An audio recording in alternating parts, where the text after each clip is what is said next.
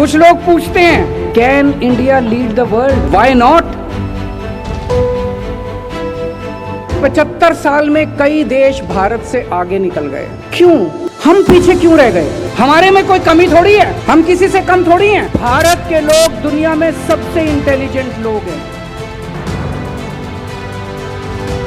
आज अगर एक बार फिर हम सारे इकट्ठे हो जाएं तो भारत को दुनिया का नंबर 1 देश बनाने से कोई नहीं रोक सकता। पूरा देश इस वक्त देशभक्ति के रस में डूबा हुआ है। अपने अपने तरीके से, नए नए तरीके से देश भर में लोग आजादी के 75 साल मना रहे हैं। ये समय उन सब शहीदों को याद करने का, जिन लोगों की शहादत की वजह से हम लोगों को आजादी मिली।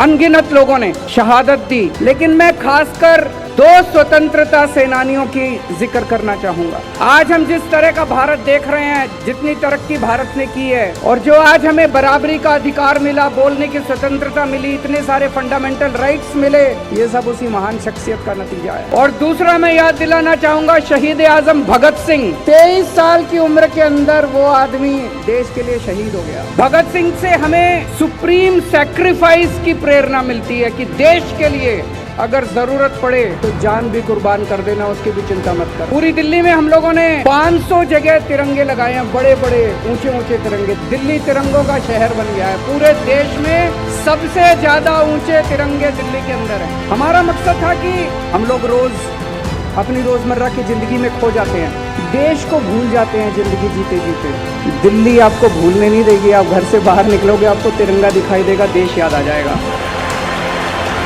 आजादी के 75 साल के इस मौके पे एक प्रश्न मन में उठता है। 75 साल में हमने काफी तरक्की की, काफी प्रगति की, लेकिन इन 75 साल में कई देश भारत से आगे निकल गए, क्यों?